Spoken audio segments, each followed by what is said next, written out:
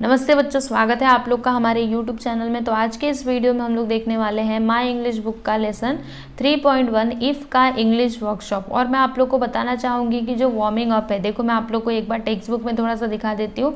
वैसे आपने पिछला वीडियो तो देखा ही होगा, लेकिन फिर भी जिन बच्चों ने नहीं देखा होगा उनके लिए देखो बच्चों, ये जो वार्मिंग अप है, ठीक है, तो इसमें जो भी प्रश्न दिए गए हैं, देखो ये सारे क्वेश्चन के आंसर मैंने ऑलरेडी दूसरे वीडियो में दिए हैं, तो आप लोग प्लेलिस्ट में जा करके उस वीडियो को भी देख लीजिएगा।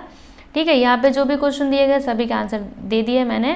उसके बाद अभी यहाँ से स्टार्ट हो रहा है आपका इंग्लिश वर्कशॉप। ठीक है, तो अभी इंग्लिश वर्कशॉप के अंदर जो क्वेश्चंस दिए गए हैं उनके आंसर मैं आपको इस वीडियो में देने वाली हूँ। ओके, तो बने रहिएगा हमारे साथ अंत तक। तो क्वेश्चन क्या है, read the following bits of advice and state whether you agree और डिसएग्री विद देम। यहाँ पे देखो बच्चों, कुछ एडवाइस दिए गए हैं, तो आपको ये बताना है कि आप इससे एग्री करते हो या फिर एग्री नहीं करते हो। ठीक है, तो चलो देखते हैं।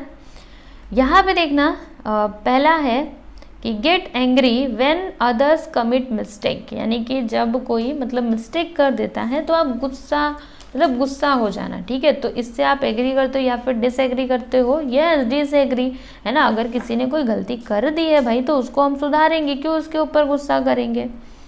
Keep friendship with all classes of people, या इससे तो हम एग्री करते हैं ना। दूसरे क्लासेस के लोगों के साथ भी हमको क्या करना चाहिए बच्चों, और मित्रता करनी चाहिए। रन अवे फ्रॉम ट्रबल्स, नहीं, इससे तो डिसएग्री करते हैं। अगर आपके जीवन में कोई कठिनाइयाँ आएंगी तो आप भाग जाओगे, नहीं हम उसका सामना करेंगे।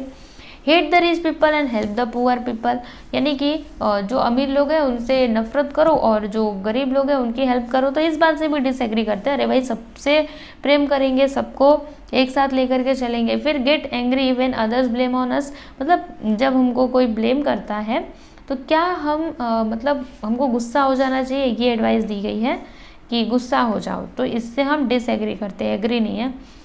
फिर अगला है reconstruct something we have built with care even if it has been broken by others, या इससे हम एग्री करते हैं। चलो क्वेश्चन नंबर 2 देखेंगे।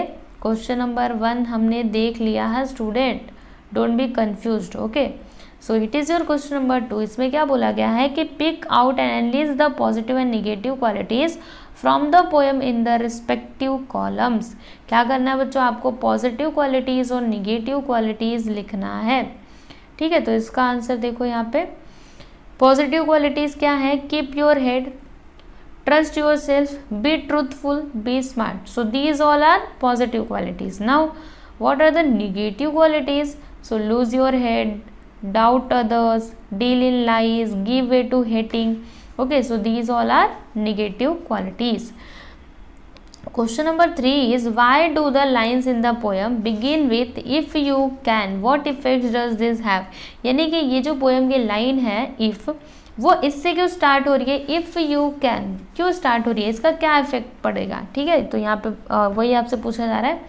तो इसका आंसर देख लो बच्चों, the lines in the poem begin with if you can because the poet insistently wants to emphasise the importance of his good advice and attract his son's attention to every piece of advice given by him. The repetition of the lines has musical effect. Okay, आगे चलते हैं। अगला question यहाँ पे question number 4, इसमें क्या बोला गया है कि look at the use of इसमें क्या बोला गया, look at the use of opposite reactions in the poem. Opposite जो रिएक्शन है आप उनको देखो। एंड यहाँ पे देखो क्या बोला, फॉर एग्जाम्पल जैसे कि if you can keep your head when all doubt you are losing theirs, find 4 other such opposite reactions from the poem, note them down in your notebook. तो देखो बच्चों, यहाँ पे लिखा हमने पहला, और being lied about don't deal in lies. दूसरा, और being hated don't give way to hating. Third, you can think and not make thoughts your aim. Fourth, you can trust yourself when all men doubt you. Okay, तो ये था इसका answer. I hope कि आपको समझ आया रहेगा। Question number 5 is say what, क्या बताना है, say what are the 2 impostors, 2 impostors क्या है वो आप बता दो बस। तो इसका आंसर देख लो बच्चों, ट्रिम्प एंड डिजास्टर। समझे। फिर कैन द वॉट, से what, can the unforgiving minute be made up of, तो क्या लिखोगे यहाँ पे 60 seconds worth of distance run.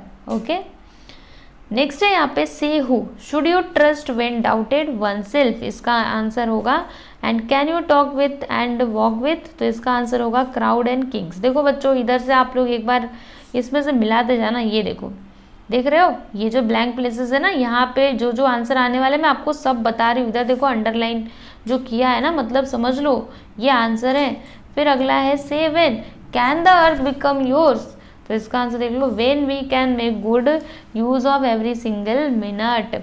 Should you start rebuilding with old tools, तो इसका आंसर देख लो when we watch things created by us being broken up. फिर यहाँ पे अगला से why do names twist the truth, तो इसका आंसर देख लो to make trap for fools. Should you consider all men equally important because neither foe nor friend can hurt us. Okay, तो ये सभी इसके आंसर थे।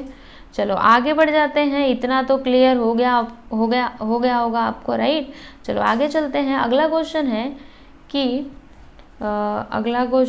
What should be our attitude towards people of different state and classes, यानी कि जो अलग अलग क्लासेस या फिर कास्ट के जो लोग हैं उनके प्रति हमारा एटीट्यूड कैसा होना चाहिए। तो इसका आंसर देखिए बच्चों हमने लिखा हुआ है, so please note it down. I am not going to read, okay, take a screenshot and note in right down in your notebook.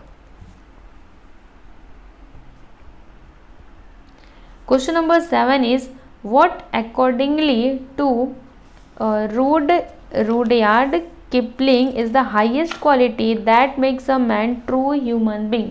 Okay, अभी इसमें क्या बोला चाह रहा है कि जो रूडयार्ड किपलिंग हैं उनके अनुसार वे कौन से बहुत ही अच्छे, ठीक है, सर्वश्रेष्ठ गुण वाले सर्वश्रेष्ठ गुण है जो मनुष्य को सही मनुष्य बनाते हैं।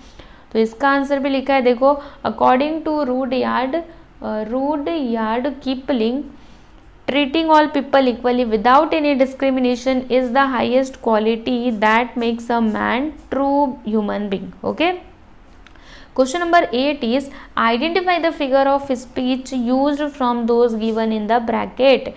तो आपको क्या करना है स्टूडेंट, यहाँ पे जस्ट थोड़ा सा देख लो, यस यहाँ पे देखो क्वेश्चन नंबर 8, इसमें क्या बोला गया है कि आपको क्या करना है, यहाँ पे ये जो सेंटेंसेस दिए गए हैं ना, सुनो अभी मुझे समझ में आ गया है। यस देखो यहाँ पे ये जो सेंटेंसेस मान लीजिए ये दिए गए हैं, तो आपको बताना है कि ये कौन से, मतलब फिगर ऑफ स्पीच के आपको नाम लिखने हैं, बस आप इतना समझो। ओके, तो पहला इसमें कि if you can keep your head when all about you are losing theirs, तो ये क्या हो जाएगा एंटीथेसिस। फिर बी है if you can meet with triumph and disaster and treat those two impostors just the same, तो इसमें आप क्या लिखोगे पर्सोनिफिकेशन। फिर and yet don't look too good not talk too wise, इसमें लिखोगे रिपीटेशन। और डी है यहाँ पे विथ वॉर्न आउट टूल्स, इसमें आएगा एलिट्रेशन। ओके, सो इसको भी लिख लेना। आगे चले, समझ आ रहा है ना, आगे चलते हैं। इसमें क्या है, write a letter to your parents, आपको अपने पेरेंट्स को लेटर लिखना है thanking them for advising you when you were in a confuse state of mind, cover up the following points in the following body of the letter, ठीक है, in the following points in the body of the letter. Okay, तो अभी इसका answer दिखा देती हूँ बच्चों, ये तो पॉइंट्स दिए गए हैं जिन्हें आपको कवर करना है in the letter. So students देखो letter it is very important. Okay, तो आपको एग्जाम में, बोर्ड एग्जाम में लेटर लिखने के लिए आएगा, समझे, तो आपको आना चाहिए लेटर। अभी इतना बड़ा मैं आप लोग को नहीं बोलूँगी कि आप इतना बड़ा लेटर याद करो, लेकिन समझ करके रखो, at least format you should know, format तो आपको पता होना ही चाहिए, क्योंकि अगर आप फॉर्मेट भी बना देते हो तो भी आपको उधर से 2-3 मार्क्स तो मिल ही जाते हैं, ठीक है। और फिर बीच की चीज़ें खुद से ट्राई करो लिखने का। सो स्टूडेंट्स यहाँ पे मैंने एक लेटर लिखा हुआ है, तो आप लोग स्क्रीनशॉट ले सकते हो। अभी आपको ये पूरा अच्छे से दिखाई नहीं दे रहा होगा, मैं थोड़ा जूम करने की कोशिश करती हूँ। यस, अब देख सकते हो, लिखो। अभी भी नहीं देख पा रहे होंगे तो मैं आपको हाफ करके दिखा दूंगी, लेकिन पहले ऐसे जिसको भी दिखाई दे रहा है वो लोग कर सकते हैं। चलिए अभी थोड़ा थोड़ा करके दिखा देती हूँ, है ना, सब कुछ दिखाऊंगी, एकदम टेंशन मत लो। यस, चलो देख लो पहले इतना, फिर आगे दिखाती हूँ।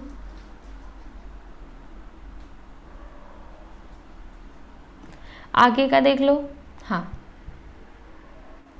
क्वेश्चन नंबर 10 देखिएगा यहाँ पे, इसमें क्या बोला जा रहा है, देखो आपको स्पीच लिखना है, ठीक है। तो इसका आंसर ये है और ये सारे पॉइंट्स को कवर करना है। ये देखो यहाँ पे मैंने पॉइंट्स दिए हैं। तो स्टूडेंट्स क्या करना है मैं आपको बताती हूँ, रुको।